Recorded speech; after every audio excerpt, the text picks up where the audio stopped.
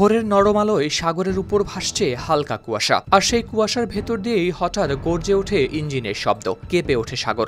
নিজস্ব প্রযুক্তিতে তৈরি যুদ্ধজাহাজ থেকে নিক্ষেপযোগ্য জাহাজ বিধ্বংসী ব্যালিস্টিক ক্ষেপণাস্ত্রের সফল পরীক্ষা চালিয়েছে পাকিস্তান। গেল মঙ্গলবার নৌবাহিনী পরীক্ষা চালিয়েছে বলে জানিয়েছে দেশটির আন্তঃবাহিনী জনসংযোগ পরিদপ্তর আইএসপিআর। এক বিবৃতিতে পাকিস্তানের আইএসপিআর জানায়, এই ক্ষেপণাস্ত্র জল ও স্থলে থাকা লক্ষ্যবস্তুতে অত্যন্ত নির্ভুলভাবে আঘাত হানতে সক্ষম। পাকিস্তানি সংবাদ মাধ্যম দ্য ডনের প্রতিবেদনে প্রকাশ পেয়েছে এ তথ্য।